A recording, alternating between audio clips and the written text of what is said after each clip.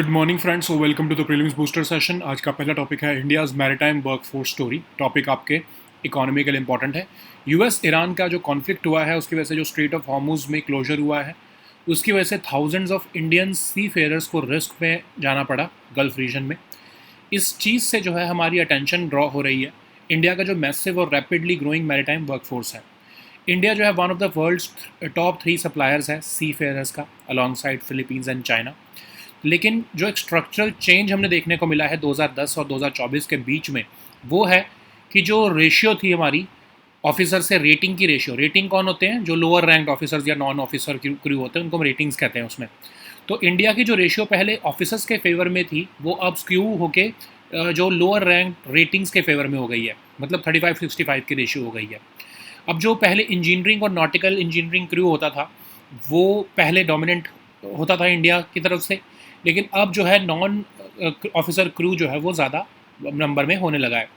2024 में अगर हम देखें तो हाफ ऑफ जो नॉन इंजीनियरिंग इंडियन क्रू था वो cooks, hospitality staff, saloon ratings, cruise vessel staff, wipers, cleaners, इन सब पोजीशंस पर काम कर रहा था और 2010 में सिर्फ 37% नंबर होता था। तो एक तरह से सिग्नल हो रहा है कि डाउनवर्ड शिफ्ट है हमारे स्केल प्रोफाइल का इंडिया के मैरीटाइम वर्कफोर्स में। मोस्ट इंडियन सी फेयर्स जो है वो फॉरेन फ्लैग्ड वेसल्स में काम करते हैं। तो इसके क्या होता है कि जो डिपेंडेंस है फॉरेन फ्लैग्ड शिप्स पर वो इंडियन सी फेयरर्स की जो है रिस्क को और ज़्यादा खतरनाक कर देती है। ठीक है, तो यूएस ईरान का जो कॉन्फ्लिक्ट हुआ उसमें जो है इस वल्नरेबिलिटी को हमने देखा सामने आते हुए। इनको गवर्नमेंट ऑफ इंडिया की प्रोटेक्शन भी ज़्यादा नहीं मिल पाती है क्योंकि अलग अलग फॉरेन जो है शिप्स में काम कर रहे होते हैं। अब अगर हम देखें क्या कंसर्न्स हैं, इंडिया जो है वो growing share of low skill non officer crew supply कर रहा है। 90% जो इंडियन सी फेयरर्स हैं वो फॉरेन फ्लैग शिप्स पर काम कर रहे हैं। ठीक है, तो जो की चोक पॉइंट्स हैं अगर वहाँ पर कुछ डिसरप्शन होती है तो जो है इंडियन वर्कर्स और उनकी फैमिलीज़ पर एक ज़्यादा इम्पैक्ट आता है। और इंडियन सी फेयरर्स एक सिग्निफिकेंट रेमिटेंस अर्नर्स भी हैं हमारे लिए। ठीक है, नेक्स्ट हम टॉपिक देखते हैं RBI and its growing fiscal role. Topic आपके इकोनॉमी के लिए इंपॉर्टेंट है। आरबीआई ने रिकॉर्ड सरप्लस ट्रांसफर अप्रूव किया है यूनियन गवर्नमेंट को और ये हाईएस्ट एवर ट्रांसफर है 2.87 लाख करोड़ का इस साल का। अब आरबीआई अपनी इनकम कैसे अर्न करता है? गवर्नमेंट सिक्योरिटीज़ में जो उसको इंटरेस्ट मिलता है, फॉरेन एक्सचेंज ट्रांजैक्शंस में जो उसको इंटरेस्ट बनता है, फिर रिटर्न्स जो उसको फॉरेन एसेट्स में मिलते हैं, रिजर्व मैनेजमेंट ऑपरेशंस में जो वो कमाई करता है। तो आरबीआई की जो बैलेंस शीट है इस बार 20% से ज़्यादा ग्रो हुई है और जो रीसेंट सरप्लस है उसके अंदर आरबीआई का जो बाइंग और सेलिंग ऑफ डॉलर्स था या गोल्ड था और फॉरेन करेंसी एसेट्स था वो भी इंक्लूडेड है। ठीक है, सरप्लस ट्रांसफ़र जो है इंडिया में इकोनॉमिक कैपिटल फ्रेमवर्क जो है जो बिमल जलन कमेटी ने 2019 में सजेस्ट किया था उसके बेसिस पर होता है गवर्नमेंट ऑफ इंडिया को कितना पैसा मिलेगा।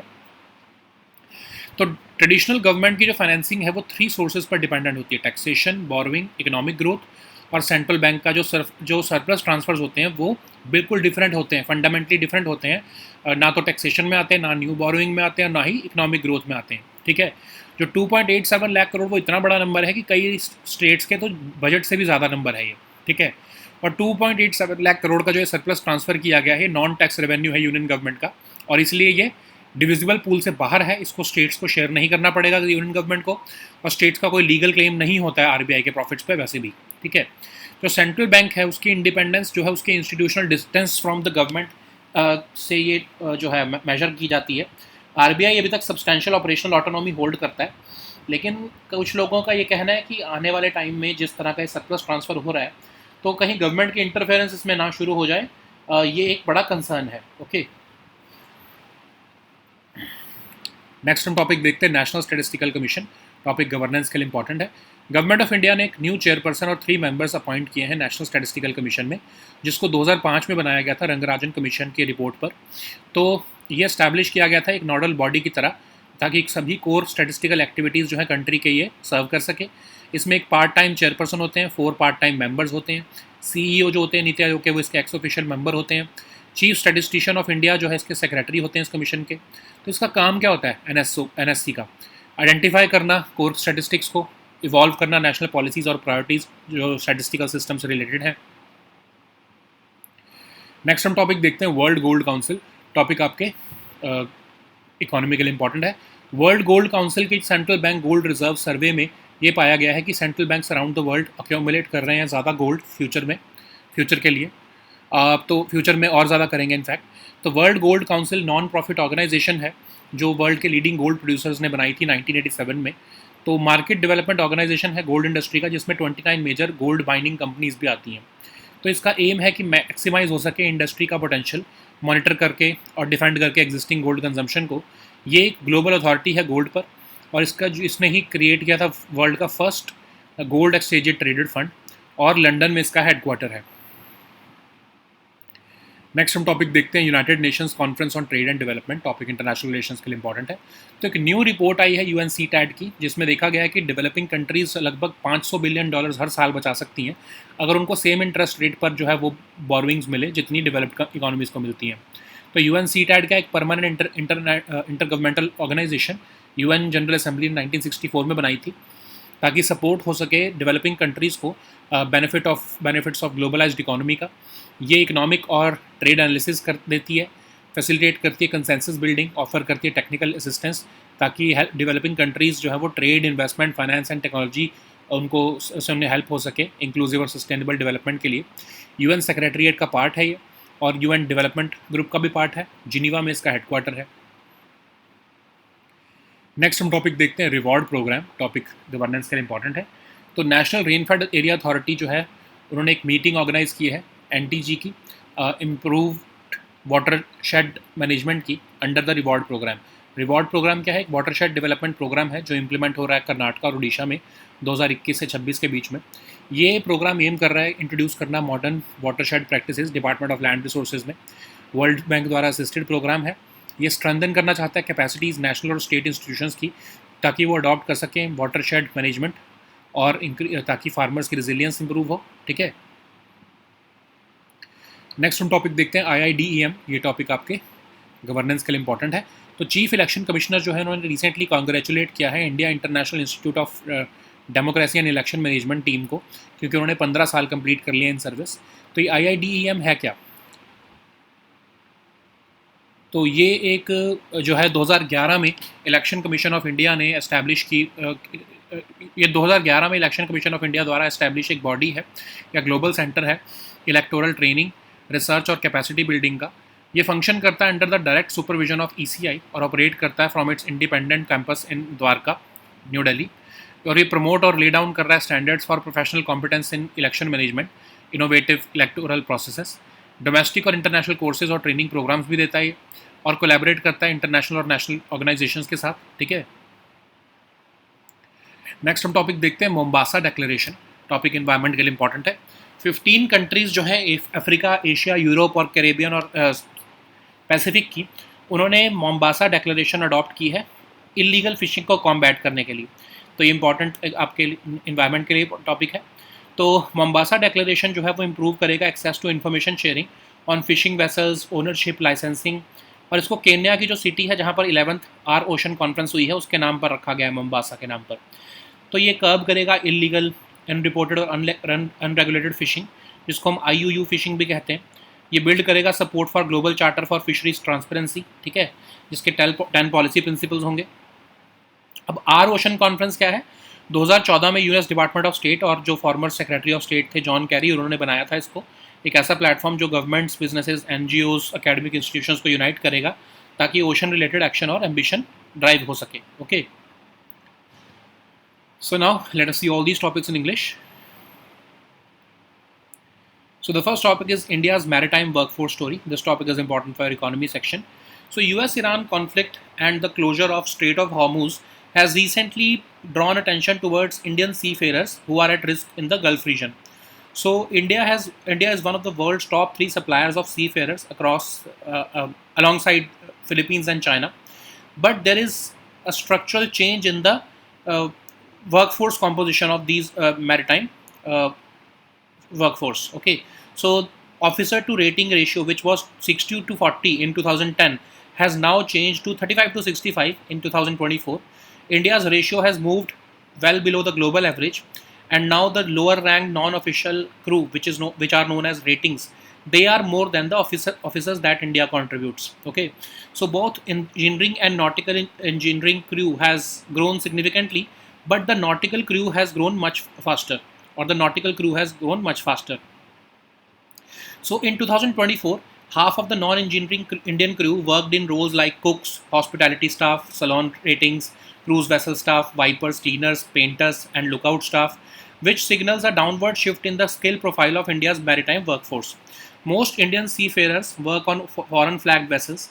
This structural dependence on foreign flagged ships makes Indian seafarers disproportionately exposed to risks in hostile maritime environments, and there is limited protection from the Indian state as well.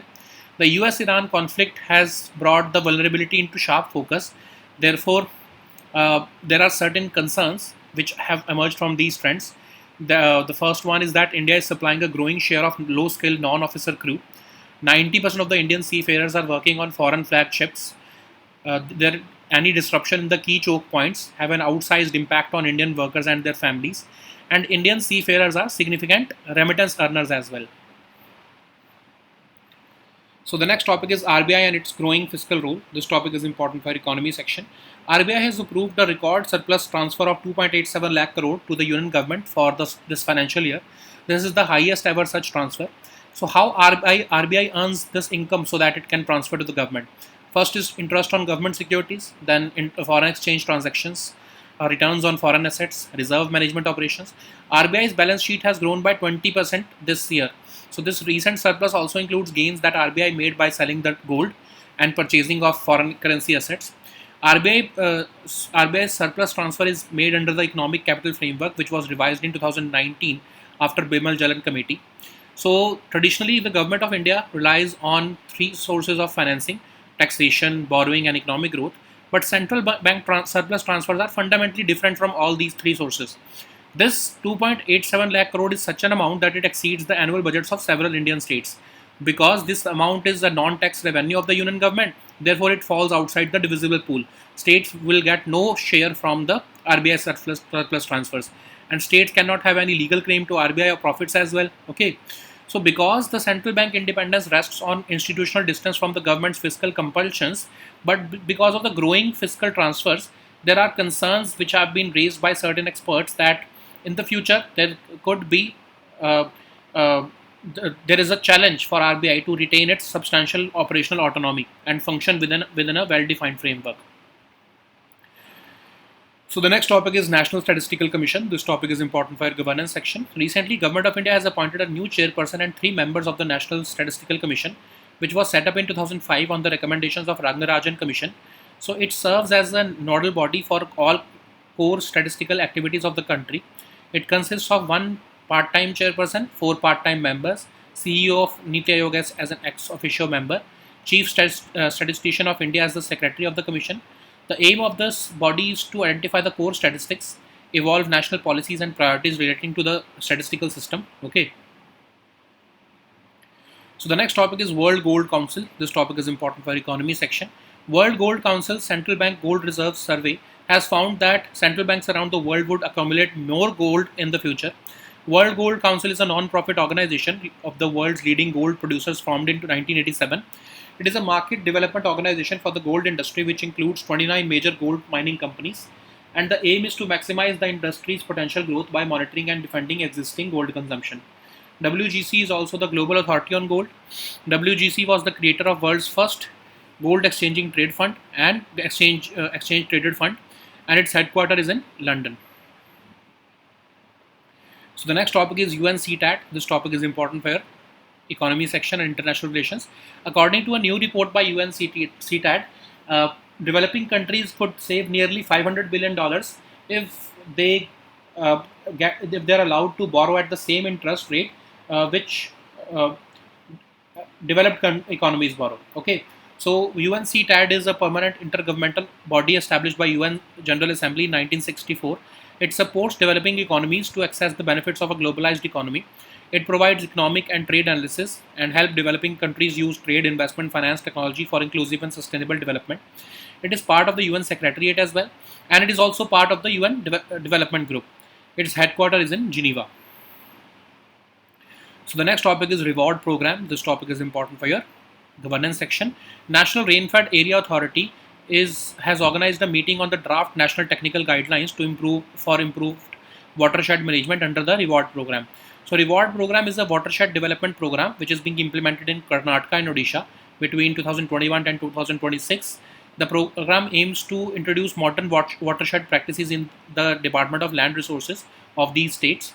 It is being assisted by World Bank, and the aim is to strengthen capacities of national and state institutions to adopt improved watershed management for increasing farmers' resilience. Okay. So the next topic is IIDM. This topic is important for our governance section. So Chief Election Commissioner has recently congratulated India International Institute of Democracy and Election Management team for completing 15 years in service of electoral training and management. So IIDM was established in 2011 by Election Commission of India as a premier global center for electoral training, research and capacity building. It functions under the direct supervision of the ECI and operates from the independent campus in Dwarka, New Delhi. The aim is to promote and lay down standards for professional competence in election management, innovate electoral processes. It also holds domestic and international courses and training programs. It collaborates with partners of various national and international organizations. Okay. So the next topic is Mombasa Declaration. This topic is important for our environment section. So 15 countries from Africa, Asia, Europe and Caribbean and even the Pacific have adopted Mombasa Declaration to step up efforts to combat illegal fishing. So it calls on the governments to improve access to information on fishing vessels, ownership and licensing. It is named after Kenyan city, Mombasa, which has hosted the 11th Our Ocean Conference. The objective of this declaration is to curb illegal, unreported and unregulated fishing, also known as IUU fishing.